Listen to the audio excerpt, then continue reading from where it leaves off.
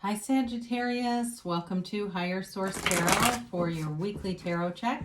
This is for the week of January 31st through February 7th of 2021. This is for all Sagittarius, Sun, Moon, Rising in Venus. And if you are new to the channel, I post new readings every Friday, then again on Monday or Tuesday. So if a reading doesn't resonate, you can check back in a couple of days. You could watch a reading from a different part of your chart. You could even watch an older reading if the title speaks to you.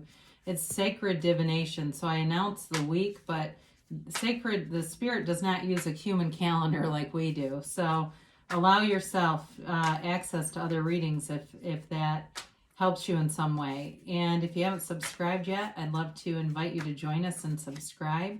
Then you'll know if I make any announcements on the channel and, of course, when anything new is posted. So let's get the messages for Sagittarius, Sun, Moon, Rising, and Venus. What does Sagittarius need to know, please? Okay. So we'll do our tarot reading here, then we will use the Angel Answers Oracle cards. You begin here with the Eight of Cups in Temperance. I like that. The Knight of Wands and the King of Pentacles. You've got the Death card here, whoops, the Page of Swords, the Ten of Swords, and the Hierophant.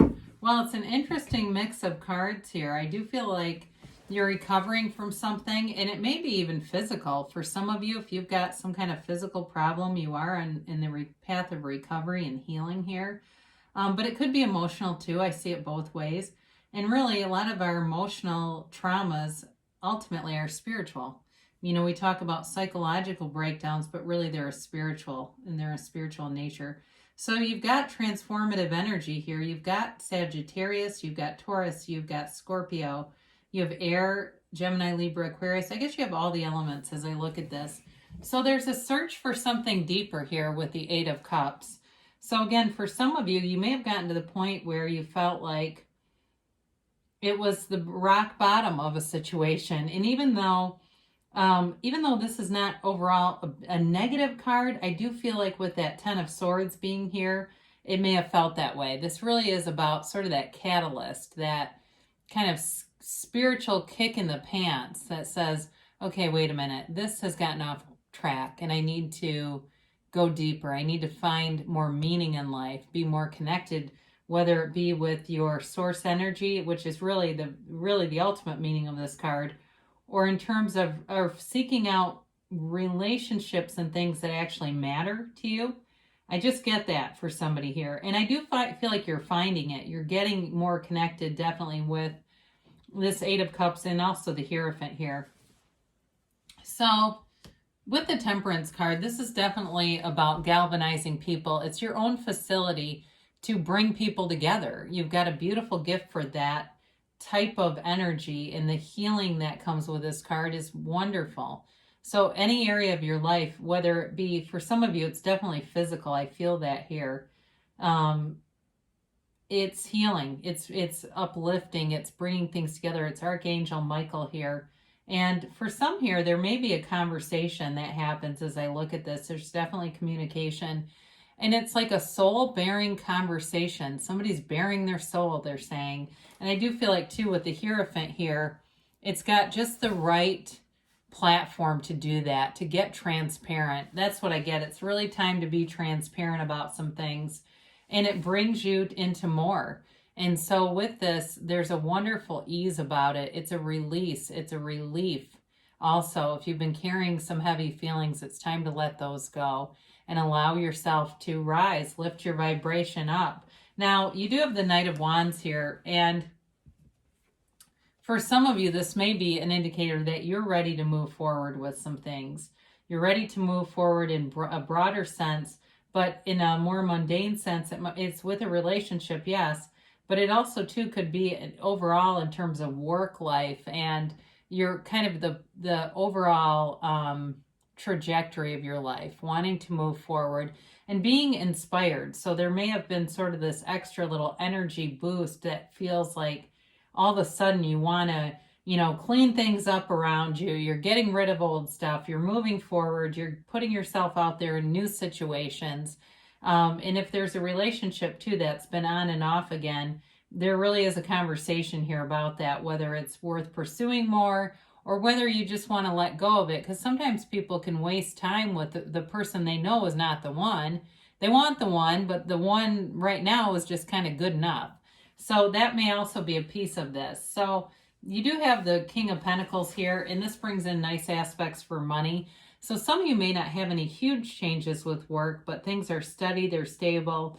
You may have too with this, somebody in your life who is a fatherly figure, influential kind of a person, gives great advice, and they may even give you some suggestions on things with money that are really helpful. It's kind of like the Dave Ramsey of the tarot. You know, they give guidance in finance, not pushy about it, not aggressive necessarily, but they do know a lot about any area that they're looking to give you some guidance in. So be open to it, because this allows for more growth. And so especially if you bristle a little bit at hearing that and you go, I don't want somebody else's guidance, there may be some opportunities here because there's growth all around the King of Pentacles. So the Death card shows up to bring a new beginning for you. And it really is your higher self telling you to let go of some things here. And you've got this multiple times in terms of ascension, moving forward, and being uplifted. And so as you let go of things that might scare you a little bit, like you think you need them, but you really don't, it's actually holding you back, you'll have a rebirth. This is a transformative energy, and the skeleton depicted on the horse is your higher self telling you to let go.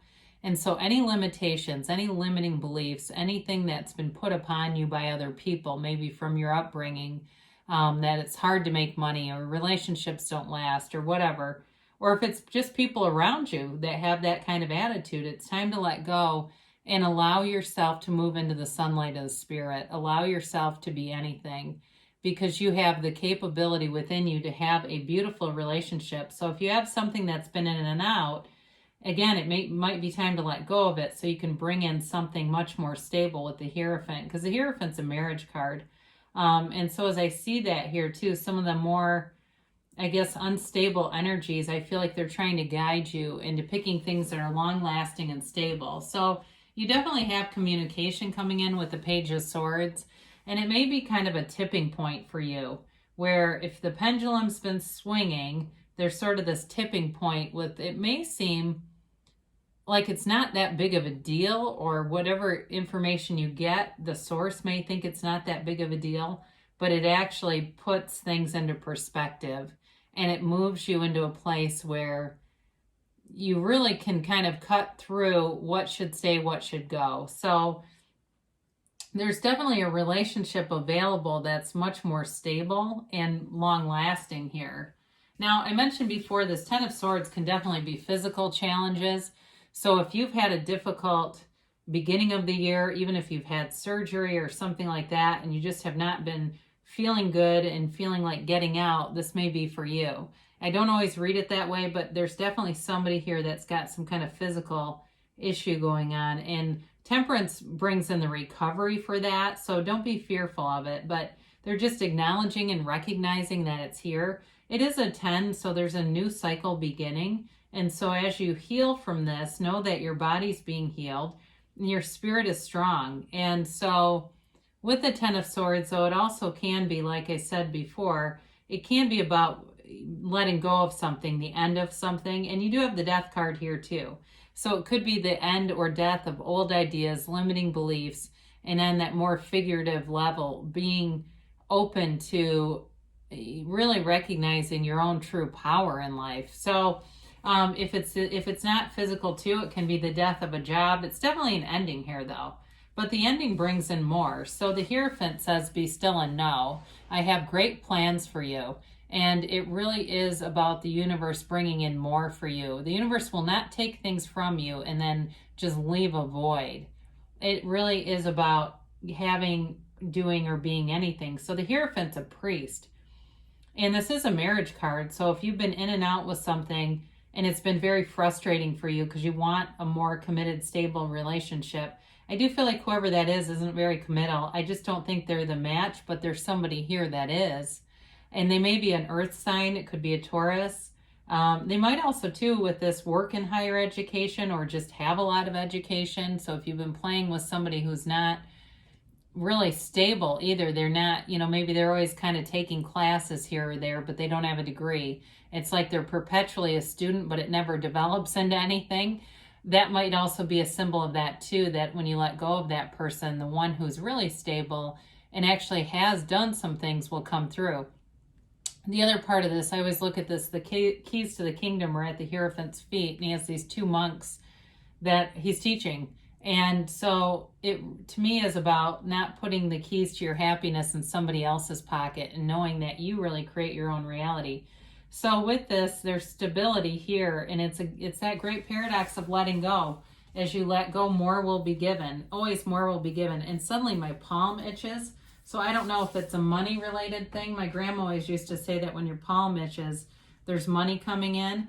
So for some of you, if it's a job too, that you've invested a lot in, but you need to walk away from it, there's money coming. So, allow yourself to receive. Some of you might have some other tales for why that happens, but I don't know. That's always what I heard. That's how I was taught long ago. So let's get a timeline here for Sagittarius, please. And a yes, no, maybe. All right, you have here, the situation will improve. Well, that makes sense with the cards that are laid out here. That you're definitely on the mend. You're on the mend spiritually, though, too. And going towards the things that your heart really desires. Because I say this a lot, too. The universe is always listening. And so you can say one thing with your head, but your heart whispers the truth. And the universe will go with your heart every single time.